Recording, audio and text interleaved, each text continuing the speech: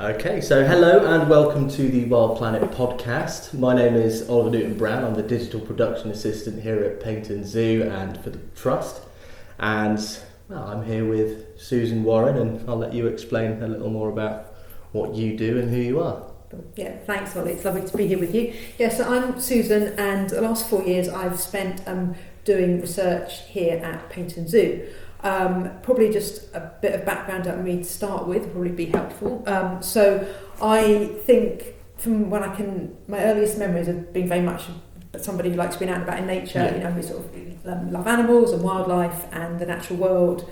And I was brought up in suburban London, but there was wood outside the back of the house. So I was always climbing trees and making dens and going in the little river. And we spent our summer holidays, come rain or shine, on the beach somewhere in Devon or Wales. And so I had that kind of very immersive experience of nature from when I was young. And then an important part of that, actually, which obviously is very relevant today, is I used to go to London Zoo a lot with my mum from when I was pictures from when I was like 3. Oh, amazing. But in the days when we had llama carts and elephant rides, oh, wow. Back in the 70s when the zoo was quite a different place, a bit different to how it is now. But those opportunities to see all those different animals and exotic animals was fantastic. Amazing. Really enjoyed that. I must get back up there, actually. I haven't been to ZSL for a few months, actually, so that would be quite cool. Nice one. So, of course, we're here to talk about your research, your PhD. If you could just briefly explain what all that's about and explain just what you were researching. Yeah. So I came to this research. The previous kind of 25, I think, I should have to admit, years of my life I've spent working in nature conservation. And a key thread through all of that has been looking at how people relate to, think about and act in relation to the natural world. So it's always really fascinated me, our relationships with nature and how that affects how we feel about it and how we act. And the research here was very much about, for the zoo today, a key part of our visitor engagement work is about getting people to understand how they can play a more active role in nature conservation. So, and at the moment, the way that zoos and such as the Wild Planet Trust and others do that, we mainly do something where we have particular things we want people to do. And we generally call these pro-environmental behaviours. Okay. And it's things like, can you use a reusable water bottle? Can you avoid buying products which don't have sustainable palm oil? So we direct people and encourage people to do particular things. And this kind of approach is called social marketing. So we have a particular thing we want people to do and we encourage them to do it. And interestingly, this has been the approach that has been taken more widely across the UK within government to addressing the problems we have with the natural world. Mm-hmm. So we tell people to do particular things. Now, as I'm sure everyone's aware that sadly the situation we're in with the natural world at the moment, and reports that have come out in the last year from WWF and the like, show there's this continual decline and loss of wildlife and habitats, both in the UK and across the world. There are, points of hope, but also there's still a real ongoing problem of decline and concern. And so there's been quite a lot of criticism within the environmental movement and also in academia about using social marketing as an approach, and saying that it's simply not enough to reverse the declines. And an important sort of alternative theory to how we might address this is to work much more with emotions. Right. So to say it's actually much more important to try and shift or change or enhance people's underlying attitudes and feelings towards the natural world. Mm-hmm. Because if you can do that, then people are much more likely to act in a more sustainable ways just as part of everyday life. Okay. And probably be more challenging of business and government to do likewise, rather than just being told to do particular individual actions. Yeah, because there's one thing to say, email this person, ring that person, or do this, that, or the other. But if you've got a cohort of people which are generally could be looked at as kind of more like active citizens, they actively care about the natural world, and that drives and informs how they are in the world, their actions and behaviours on a daily basis, rather than these more passive, what you might call nudged consumers who only do something if they have to or told to, but nothing really ever changes in their lives apart from that. So that's really what I was looking at, how this more emotionally based approach to influencing our attitudes and behaviours to nature could be used at the zoo as a way to look at an alternative way of looking at behaviour change. Okay, brilliant. So well, you touched on it before with just a bit of context at the start, but what was your motivation for this particular subject? What kind of got you going with this? Yeah, I think, as I said, I'd worked in the nature conservation world for a long time when I came to this, and I'd been involved with a lot of great organisations, such as sort of the Wildlife Trust is one example of that. And I saw we did a lot of, I hope to think that we did a lot of really good work in terms of providing opportunities for people to be in the natural world, to learn about it, to know how to care for it, and also to work with like farmers and landowners to help restore and recreate habitats and that kind of thing. So there's lots of really good work going on all over the place in that regard. Yeah. But I just got to the point where I was thinking, but is this enough? Are we doing enough? And I was so busy doing all the time and developing projects and getting money like you do in these kinds of jobs. You don't have time to think, and you don't have time to take a step back and think, actually, are we doing enough? And I got to a point in my career and I thought, well, am I going to just keep doing what I've always been doing for the next 15 years or so? Hope much longer, maybe much longer than that actually, before I can retire. But how else could I be working? What else could I be doing? So I really felt that need to take some time out to think differently about how we engage with nature, to look at alternative concepts and theories and ways of actually trying to deal with this huge problem we have in the world. Yeah. So that was really why I came to it. And I'd never worked professionally with zoos, but obviously I know how much I'd gained as a child and as a young adult from coming to the zoo. So the zoo was a really interesting context for me to come to. Yeah. It's a bit of a different perspective on how to approach these things. Yeah, and from the zoo's perspective, it was very much that they very, very committed to visitor engagement and trying to encourage more engagement in conservation. Yeah. And they were aware that they're doing one approach, but they were aware that there was other alternative approaches out there, and possibly that were we actually doing enough? So they were very keen to kind of bring in some new thought and new thinking into how we might look at behaviour change differently or build on what we currently do. Okay, brilliant. Really, really good. So, well, I suppose I should explain. Back along, you did a presentation for us here at the zoo, as we do with various different research. Just research findings, key findings and stuff like that. So in your presentation you mentioned that during your research you interviewed various different zoo patrons, zoo visitors, and you were talking very much about their experiences. So how did you take people's experience and turn that into the data that you were looking at? That's a really good question. So it's probably just worth saying that the way I approached my research with the visitors was actually quite novel and different in sort of the zoo visitor studies, because what we tend to do as zoos is that we tend to focus on finding out how many people carried out a particular behaviour as a result of coming to the zoo or intending to do something as a result of coming to the zoo. And that's great, and that's an important and valuable part of the picture. But what I actually wanted to do was to actually find out more about how visitors actually experienced their encounters with the animals at the zoo, and how their experience at the zoo then influenced their feelings and attitudes and behaviours. So it's more exploratory. What's actually going on during a zoo visit? Because we're not that good at knowing that. Certainly here at Paignton Zoo, in terms of like the visitor survey work we do, it tends to focus on the things like, did you have important things like a good day out and all those kinds of things. But we don't get into the nitty gritty of how did you experience the zoo, and how did that affect how you feel about nature conservation, or what you might do to help. So I was trying to really dig into that. Deep dive almost. Yeah, exactly what it was. So what I did was I literally went round the zoo with 14 different groups of people, and these were either individuals or couples or friendship groups or families. Some were local and visited the zoo a lot. Some came more infrequently or as a one-off. Some hadn't been for years. And I literally went round with them, so I could actually be very much immersed in their experience of the zoo. And I literally it was very simple in a way, and I just asked them how they felt about the animals that they saw. And it was fascinating. They talked everything from love and empathy and care and connection to dislike, fear, dread, boredom, indifference, all this stuff. So which was a long way of answering your question, but what that then generated was a large number of interviews, which I recorded as I went round. And then I had the great task of transcribing, so literally typing up 40 hours an effective interview, so that took forever. That I can took imagine, yeah. But you really get to know the data in that way. So that was a kind of first level of analysis for me, of just listening back and typing it all up.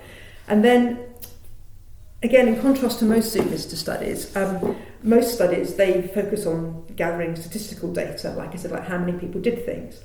But because I was doing this more exploratory approach and had all my interviews data, my scripts that I generated were basically my data. Yeah. And I did something which we call a thematic analysis, which is basically you go through the scripts and you go through them and you draw out the key themes and issues that people talk about as you go through it. So it's not about counting up how many times people said certain things. It's about understanding the meaning of each individual's experiences at the zoo and what that meant in terms of feelings, of emotions, feelings and behaviours. So it's a very different approach, and it's a really good approach when you're trying to find sort of dive into really complex issues, which this is. Attitudes, feelings, behaviours, it's complex. So, and to help generate alternative perspectives, it's a really good way to try and get into that stuff rather than just having numbers. Words from my data, and then you can really, dive in and find out so much from what people say. And I was remarkable. My participants were incredibly generous with their time, incredibly thoughtful and in their responses, and I couldn't have done it without them. So I'm incredibly grateful to them. So if any of them are listening, and I will be sending them the link to it. Amazing. I was incredibly grateful to them because they made it. Without them I wouldn't have my research. Okay, so as an example of kind of the generating the themes, just I've got down here, one of them, I'll quote it. They are, or the giraffe, they're marvellous, aren't they? They're absolutely incredible. That's from a 65-year-old member, Alice, whose name has been changed. Yeah. What kind of theme would you get from something like that? So that was kind of what I did within that theme was all about emotional responses. Yeah. So I had 10 different categories in total, and that comment from Alice I put into a category which is called awe and wonder. People were like, they were just amazed and fascinated by the animals that they saw. And even someone like Alice, who was a regular member, she's a regular visitor, she came lots, she still had those encounters was still a source of awe and wonder. And that's an awe and wonder is actually an interesting one because traditionally within nature conservation, I think it's fair to say that we always thought that the general feeling was that knowledge was the most important thing. So if you knew what the animal, if you could identify the animal, knew all about it, then you would care about it. That's what mattered most, was knowledge.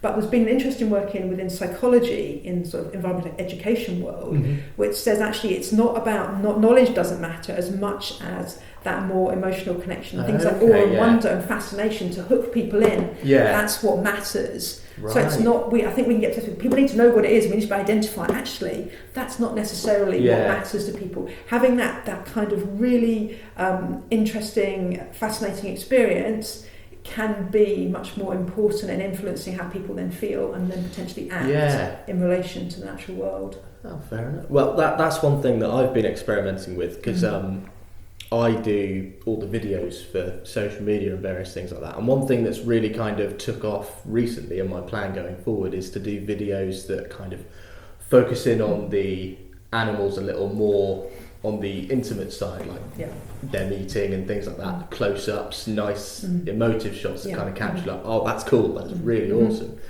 And then adding that info in, and that kind of mix of telling people that they're endangered and telling people a little bit of information, but then combined with the visual aspect of it, those have been doing a lot better than say just a cute video or just a kind of informational video. So I think that's definitely, and we'll perhaps come back to that a bit again in a bit. But so that was one of the things was the emotional responses. So I had these 10 different categories, but then allied to that, I was also able to draw out the reasons for that. So for example, what does enjoyment mean? Because obviously people were having fun, they enjoyed seeing the animals. What was dislike about? They thought the animals were weird or slimy or different. What was love and empathy and connection? How was that being expressed? So it wasn't just about finding out what the emotion was, which is often what happens in zoo studies. Normally you just have a category of emotion and you tick it. But what I was able to do through my work was to actually understand why they felt as they did and the reasons behind it, which are really important when you're trying to then look at how you can shape and shift visitor engagement. If you don't understand why they feel like they do, and how they feel like they do, you can't then work on it. And the interesting thing was, I think we tend to perhaps think visitors they come to the zoo as almost like a blank bit of paper, and they have their experiences and then they go away. And what I found was there were at least there were quite a few elements that influenced how that came with them to the zoo. So, for example, their past experience of the zoo and animals they met in the zoo and in the wider world, and whether they'd had pets or not, whether their engagement with animals through sort of cultural stuff like books, TV, film, video. Okay. So people bring all this stuff with them. Which then informs how they feel and respond to the animals that they see. So there was like people talking about the Lion King, and that looks just like the lion for the Lion King. Amazing, or they said, that reminds me of my pet cat. Or this one woman, actually one lady who'd been to the zoo, it was about when she was young, and she hated camels because she came to the zoo when she was 10, it spat on her, and that was it. And literally, it was 50 years on, and she said to her, I'm not going near them, they're disgusting. So we bring all these things with us, and then obviously at the zoo, then the things influence us as well. So the type of animal, the extent to which we can relate to it, in terms of whether it's perhaps more human-like, can be easier to sort of empathise with and connect with. How often we see them can be important. And then other things like the which are not about the animal itself, but about its setting, so the type of exhibit that it's in, and their behaviours can trigger positive and quite negative concerns around about confinement and well-being. So this whole quite complex and fascinating picture, definitely. Which if you just had a statistical analysis which ticked which emotional box people felt, I'm able to sort of bring all the richness around that to understand what's actually happening in that experience. Okay. So that's just one example of the way that a thematic analysis works. Brilliant. And in that, did you have anything that was kind of like a wild outlier, kind of like really funny thing or anything like that? I mean, it was interesting. So pets, I think, is one where people tend to think, you have pets, so you like animals, and you enjoy going to the zoo. So, and there was quite a lot of that, people saying, relating to the big cats because of their own pet cats. Yeah. But there was one example where we went into the desert house, and there was all the little birds flying around. And I noticed that the visitor, she kept flinching, and I was like, "What?" I said, "Well, why?" Okay. She said, "I can't stand birds because my mum kept when I was little, and they just made such noise in the cage all the time. I can't stand them." Okay. And then that was one. It's kind of quite odd, interesting. Yeah. And then another one where most people, it described to me how if they came to the zoo very often, it's really helped to influence. They became much more emotionally engaged with the animal, and they really could empathise with the animal at the zoo, and interesting, but also with the same type of animal in the wild. So their emotional relationship extended to geographically remote species in the wild, which is really what the zoo's trying to do. So that's great. But I did have again an example where someone was like, "Oh God, I've been coming so often, and I just find it really boring because he comes with his kids." Yeah. So you get all this diversity, which is interesting, and to sort of wade through and see that it's not always that simple, and there isn't just a silver bullet that we can. I think sometimes when we have the perfect exhibit and the perfect animal, and everyone will just get it, and it's never going to be that simple. Never that simple. Which is I find fascinating and great, because I like dealing with all this complexity and shades of grey. Yeah. And it's not necessarily so easy when you're the zoo and you're trying to work out quick, simple messaging. But I think it's important to appreciate it, to help inform what you do, and the ways you might do it. Okay, so with that, what were kind of like your key findings from your research? What did you pull from those, and what kind of conclusions did you? I mean, I think there's a lot of I've got my thesis sitting in my bag, but it's big 95,000 words of stuff, which they have to be. They are a certain type of beast, I guess. But I would say there's probably three main things that are in relation to the behaviour change work that the zoo wants to deliver with people, which is firstly that emotions really matter in relation to behaviour change. Secondly, it's not all up to the individual visitor in relation to pro-environmental behaviour. And thirdly, that we need to think about new and different ways of how we engage with our visitors to secure the changes in behaviour that we want to do. Yeah. So those were kind of the three kind of main things that happened. Okay. So, perhaps we have a bit of chat? Yeah. Let's dive into those a bit deeper. So, as a result of those kind of findings, those key findings, what could zoos do better in terms of changing behaviours and things like that. So I think that, so in terms of the emotions first and how much they matter, so, when we encounter animals at the zoo, they have huge potential to generate feelings of concern, care and empathy for, as I said, for animals at the zoo, but also the animals in the wild, where we want people to really focus at the end of the day. We don't want people worrying about the animal at the zoo, we want them to be thinking about the animal in the wild. And that, I think, is really important for zoos, because a lot of the academic literature has always been critical of the zoos, of just being kind of a spectacle. People come for entertainment and they laugh and have an ice cream and go home. Whereas I'm actually saying there's a lot of capacity for this more relational engagement with the animals, which can then lead people to undertake a lot more pro-environmental behaviours in their everyday lives, like being advocates in their local communities and schools with friends and families, and not waiting to be told what to do. They're proactive in what they do. So that's really important. But I think that in terms of messages for the zoo around that, I think we can't just rely on the animal to do all the work. So we can't just expect people to come to the zoo, see the animal, get an emotional connection, connect the animal in the wild, and feel differently and do lots of things. Yeah, that's the ideal. But the animal can only do so much. What we would describe in more academic literature, the agency of the animal, its ability to do that, is it can only do so much. So the key things that came up for visitors, because I asked them, again, unusually, because we don't do this generally, we don't ask the visitors what they think and how we could help. So again, this was novel, and good and important. I think something we could do more of. Definitely. It says to them, well, what did you find? How did you find it? And they said, well, it would be nice to have more information at the zoo about what we can do and how we can help, because it's not that accessible and it's not that obvious and there isn't much of it. But also in terms of the emotional side, this was interesting because quite a lot of them said to me, they'd actually like to have some more what they described as harsh or graphic imagery about what's actually going on in the wild. So their main mechanism is about having these positive connections with the animal, which then drive our emotional responses. But quite a lot of people, a recurring theme again was, that's fine, but maybe as well as we also need to see what's actually going on in the wild, because that could be a really important motivator. And in animal studies, human animal studies in general, empathy is seen as the key way to drive and motivate people to act and care for animals. But there is another kind of body of literature which kind of challenges that and says that actually anger is really important in driving moral concern.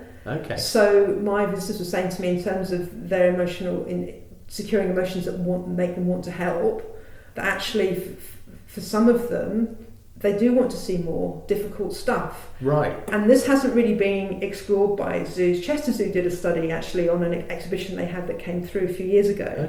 And they actually were very positive about it. They thought that there was quite a lot of potential to have some of this more difficult imagery in it. And actually more recently on the TV with Netflix and the BBC, they've both done, the BBC did a Climate Change the Facts programme, and Netflix have done this Our Planet series. And both very good. They move away from what has been the dominant kind of wildlife documentary of the last 5-10 years of beautiful music and beautiful animals, and they put in, there's a lot of harsh stuff in there. They show graphic stuff, difficult stuff. So it makes me kind of wonder that maybe is there more of an appetite for that coming back in? Quite possibly, but with everything that I found, it also provides challenges for the zoo. So that the classic one there is, and something that my visitors in my research study talked about was, but how do you do that well in the zoo? The zoo is a fun day out. You've got little kids. They need to be aware, but you don't. So it's that line. So it's how you probably contextualise it.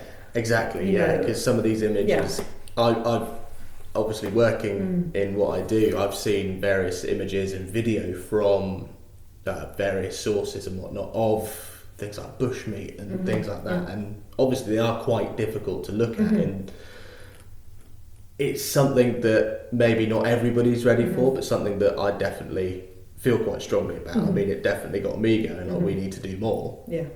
But how do we kind of contextualise that? Yeah. What do you think would be kind of the right way of going about it? Well, I think if there is a right way. Well, I think it's interesting that. So I was fortunate during my research to have opportunity to go to North America to a conference, and then I went to visit a couple of zoos over there. And one, I went to Monterey Bay Aquarium, which was very exciting. Nice. It's an amazing place to go. And that was interesting there because I went to one of their presentations where they had an albatross. Okay. They'd rescued it from the wild. It had a broken wing and it couldn't be returned to the wild, so it had become one of their kind of ambassador animals that they used in talks. And they did a really interesting talk with the albatross, and they also had a slideshow going on alongside it, and they talked a lot about what was going on and the problems they were facing. They talked about plastic pollution. And just for a short moment or two, they had an image of a big fluffy albatross chick, but with this long bit of plastic clearly lodged in it. Yeah. And the whole audience at that point, and it was mainly people with families, it was the summer holidays, they all kind of went, oh, and they were like quite shocked. But then, there was someone physically there from the aquarium leading the talk, and so they talked about it, and they discussed what was going on, how you could help. So it wasn't just looking at a really horrible image and going, oh my god, we're all doomed and it's awful, and how they contextualised it really well. And there were people there who were talking to you, could go and talk to them afterwards. And I actually spoke with one of the directors of guest services about this whole approach, and they said they'd actually had a lot of angst about this whole thing. I can imagine. And real, like, do we show it, do we not? And they felt that the way they had done it, they kind of struck a good balance. Definitely. In terms of audience responses to that particular talk, they had very high levels of response for compassion for the albatross and its situation. So they were actually doing a good job. They were doing a really good job of saying, this is right, this is awful, and but we recognise that, and these are the problems, but these are things we can do, and we are doing, and how you can work with us to do it. Right. So I think, and that's quite intensive, but that's what they were doing. So I think it's if you just leave a load of pictures up of graphic, unpleasant images, that's probably not a good thing. No, and the way that they've gone about it as well, if it's graphic image with text, sometimes people are so put off by the image, they don't want to read the text. Yeah. So having that ambassador there to talk about it, that is probably the better way to go about it. So that was really important for them, I think, about having different ways of doing it. And I think that also relates, that the harsh images thing relates to the other aspect of how we need to look at our visitor engagement differently, is that people so value face-to-face engagement with zoo staff and volunteers as a means to find out more about the individual animals, about the zoo, about its conservation work, about the well-being of the animals. I mean, I found when I went round with them, I was kind of a proxy expert, which I'm not at all. And they asked me, I had another theme about, which was basically unanswered questions, because they asked me all these things, and there was no other means for them to find that out during their visit. Okay, yeah. There wasn't information. There wasn't. You kind of acted as that. So I had to tell them. Obviously, I had to be quite careful because I didn't want to have too much influence on. So I tended to just sort of keep it to short, factual responses. If I knew, and if I didn't, I'd say, look, after we finish, we can talk more about those things. But they really valued it and talked about places they've been where there was that very visible presence of people to understand more about what's going on in the zoo. And although we have our talks program, which is great, and we have some volunteers at some times in some parts of the zoo, I think there's a real need to perhaps to look at actually how we further our visitor engagement in the face-to-face way. But as I said, because the animal can only do so much, it's having that mediator to actually provide better information. And again, in America, another San Diego Zoo, it's full of these, they call them docents, education volunteers, it's just the word they use in the States, but they're volunteers. And I was lucky, I met quite a few of them, and they were so knowledgeable, so they could, if I was concerned about the welfare of a particular animal, they could tell me how it was looked after, they could tell me everything about the individual animal, they could tell me all about conservation in the wild, what I could do to help, what the zoo was doing, so you get a much better sense of what's going on. And the old model of, I say, just coming to the zoo, seeing the lion with an information board, it's not enough. No. And I think sometimes we you know, when you're working in a zoo or in a wildlife organisation, you know, you are a professional and you just get it and you understand. But why on earth? If I went to, you know, an art gallery, I wouldn't have a clue. You know, and I think it's not that people don't care, they're interested, but we need to just put ourselves in other people's shoes. Yes. You know, and they're not, they really care, they want to know more, they are interested, and the questions they ask might seem obvious to us, but why would they be? If you don't work in that world. So I think that the other good thing was putting myself in their shoes, you know. And there's loads I've learned loads about it, so I didn't realise quite how the extent and extraordinary nature of our work on welfare and nutrition and behaviour. It's remarkable. Amazing, isn't it? Yeah. And it's so reassuring when you can tell people that. But when people don't know that, their emotions tend to get focused on the animal at the zoo. Then they don't think about conservation, and then they don't think about how they might act. So it's these important links in the chain. Yeah, and well, in my own experience, talking to people, and especially some of our placement students as well, the amount of research that's going on. It's amazing, like UV light and primates and all sorts of things in the reptile department. It's just one of those things, and it's trying to bridge that gap of saying, hey, like, this is your everyday, but these guys don't know that. We need to tell them a bit more. So exactly, and I can see how that would influence how they feel about certain things as they visit. Yeah, so I think that, you know, in terms of at the zoo, you know, having more visible information resources, looking at potentially, you know, the bigger picture of what's going on in the wild, and having this more mediated experience would be really beneficial. But people didn't, again, we tend to think if people come to the zoo, they have the experience and that does the job, that ticks the box, and they get it and they do stuff. And it's something that you were talking about earlier, Ollie, about having a suite of videos and clips and stuff. The other people said to me, particularly in terms of emotions, was, beyond the boundary of the zoo, what happens? So, for example, particularly, so people who I interviewed who didn't come very often, you know, they were saying to me, well, you know, either the experience for some people actually kind of stayed at the zoo, so they were concerned and interested when they were there, but the minute they went back to their everyday lives, they were like, they kind of forgot about it. And people who don't go very often were saying to me, but if you came back in another 6 or 12 months, which would have been ideal, but I didn't have the time to do that kind of research. I saw them about 3 weeks afterwards. They were saying, then that might wane. So they were very keen to find ways that the zoo can continue to connect with them after the visit. Particularly the emotional connection. So having ways to see, either with live streaming or recorded footage, they can just drop in and see how that animal is doing, and to have some more communication from the zoo that's telling them about particular species and what's happening. So they're very keen that we see visitor engagement not just as an on-site thing, we see it as a thing that goes over time and space beyond the zoo visit, and ways that we can do that. And I know you're starting to do that. Doing our best, what you described earlier on about having those clips and the way you're doing it is exactly what people are wanting to help reinforce or remind or rekindle the feelings they had at the zoo, because that's what we need to be doing. You know, we really need to keep that connection going. There's more of that coming. Yeah, exactly, which is really great. and also, you know, they talked about the potential to have resources that they could either take away with them or they can access online or some way about. Because if you're at the zoo, you've got three kids, and it's that you're not going to have time to read or take things in, and you're running around and you can't hear the talk because the kids are screaming, or you haven't got time, or it rained, or you didn't get there. Other ways of conveying information once they've left the zoo. So having different threads and different ways of doing that, which is really, really important. And again, I think that can be quite a challenge for us in terms of obviously the resourcing to do that. And interesting, obviously, you know, with social marketing, we have so many ways to get to people. But there was an interesting some research done about British and Irish Association Zoos and Aquariums, Facebook posts, and they did a kind of a thematic analysis of what the main content of these posts were, and they generally tended to be focused on marketing and activities, not on conservation research or behaviour.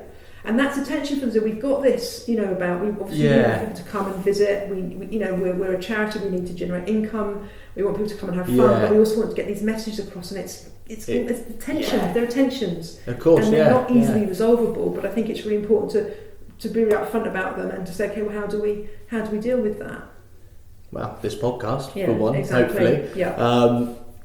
No, that's fair enough. And as, like you said, like all the social media stuff and getting things out there, I think it's all about like finding that balance between, hey, come to the zoo, and hey, this is what you can do to continue what you've seen here at the zoo, or what you could, or even just saying to people like, you don't need to be here to actually advocate and spread the message. Absolutely, and not everybody can come that often either. Exactly. For a multitude of reasons.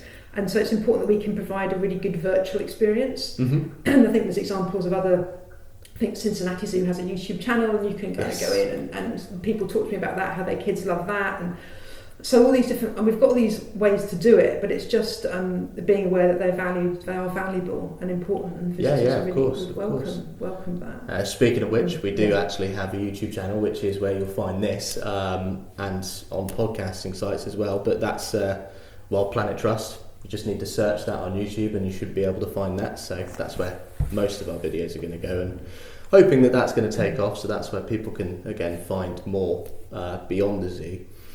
So going back to kind of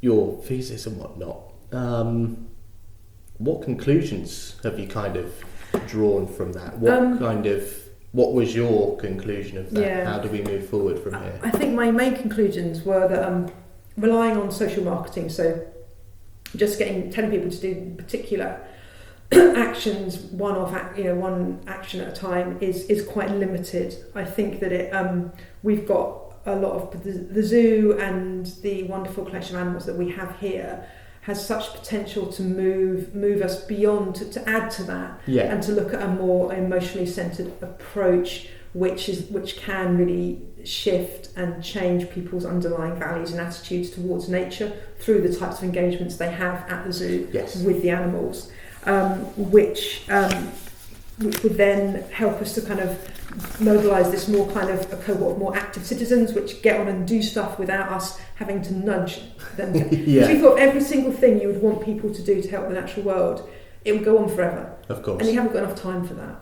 So far better that we have a group of people who are active and proactive and do stuff, and we can help them that want to get on and do stuff and advocate in their own worlds and do different things and challenge things. That's what we need. We need really to move beyond just telling them, oh, recycle this, do that, and that's enough. Because the way things are in the world, unfortunately, with concern around climate change, about biodiversity loss, we do need to be upping our game. Of course, yeah. And in fact, the latest WWF Living Planet report talked about a drastic move away from business as usual.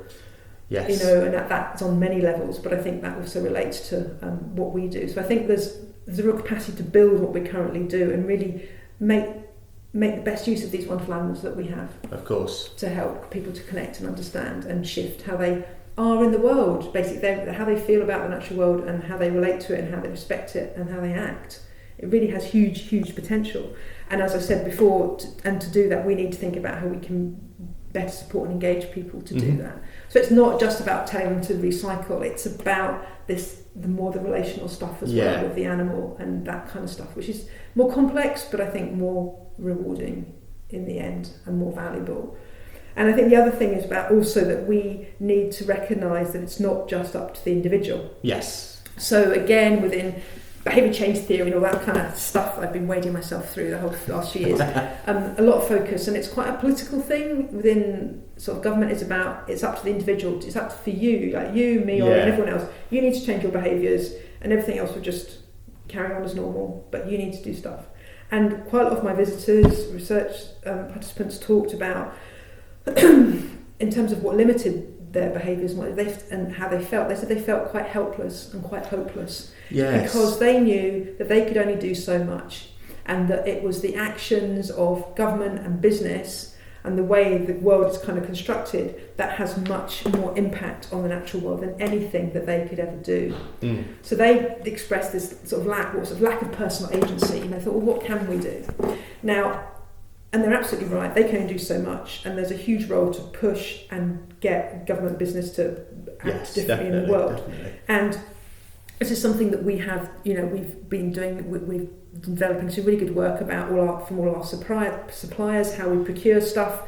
To ask them about their credentials, make sure that it's sustainable, or they know exactly we're walking our talk. We've done some really good work more locally around marine conservation, lobbying, work like that. So we do some really good stuff. But I think two things. Firstly, we need to up that in terms of being sort of politically active in the wider world, whether that's in the Southwest, whether that's in the UK, whether it's broader. And we need to continue to do what we do, but also increase it. But also to make sure that people know what we do. Because again, my visitors were completely, they had really no idea that the zoo was engaging in this stuff, and they were really pleased to know, because it helped them feel that the zoo wasn't telling it's all up to you, and they felt like we're kind of in it together then. So there's this sense of the zoo's they're doing their bit, I'm doing my bit, and we're all trying to have an influence, and we're all working together, and that is really, really helpful, I think, as a way of being. So very much... yes, we mustn't forget it's not just about the individual, it's about how zoos individually and collectively act in the wider world as well, because that's where change is also needed. We can only do so much in terms of our individual actions. Of course. So I think that's probably the main thing, is just we need to, social marketing can only do so much. A more emotionally centred approach has a huge amount of untapped potential. We need to think about how we engage better with our visitors to secure that. And we also need to think about how we act in the wider world as a zoo, and we don't just expect our visitors to do everything, because they can't. No, they can't. Sadly, or not sadly. Yeah, it's down to all of us, I guess, and, well, not just the individual, everybody else. Fair enough. So, well, I guess that's the conclusion of your research. That's kind of, that's where I've got to. What's next, I guess? What's on the cards from here? Well, I suppose this was, so for... obviously I've been doing, as you say, quite presentations within the zoo and work quite closely with different departments. So I think it's a question of kind of having a chance for the zoo to kind of look at and review what I've come forward with. And obviously this is just one study, and it's quite a novel study, and it's different and it's new. So what's coming through is novel and different, which is good, and it may, I suspect, stimulate more thought and debate. There may be some more research to look at it, or maybe to trial some different things as well. What's lovely has been for me is that two things. One is the work that you're developing, particularly, for example, the YouTube channel, and also the kind of overall interpretation plan for the zoo in terms of the information and resources we have on site are both been kind of coming alongside my research, and are both very well aligned with what I'm saying. So with what you're talking about, having this kind of virtual engagement, really important part of the picture beyond the zoo visit. And the on-site information interpretation is very much about this sort of emotional and relational connection to the animals. So I think there's some really good stuff that we're starting to develop. So it's really a question of continuing to build that. But also maybe thinking some more about the other aspects of visitor engagement, and also thinking how we actually can continue to and maybe increase our visitors' actual engagement in this journey with us.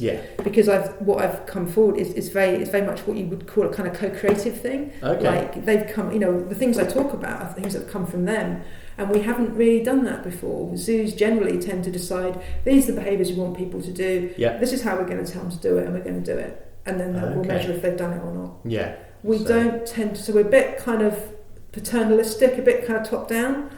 And again, within the wider environmental movement, there is a shift away from that kind of more, top down approach to actually engage like communities who are, for example, who are at risk of flooding, about what do you think we should do, how do we do it, this more co-creative and inclusive approach. So we haven't just got experts telling the lay people what to do. It's people know themselves. Well, they know what they need. They understand their needs and their wants, and they were very well, beautifully expressed in my thesis in the way they talked to me. They expressed what they felt would be better. They had a very insightful critique of the reliance on the individual to do everything. So I think that would be an area really to explore. And we have so many members who are keen and interested and want to be more involved, and I think that would be really nice if we could start to develop that as well. Excellent.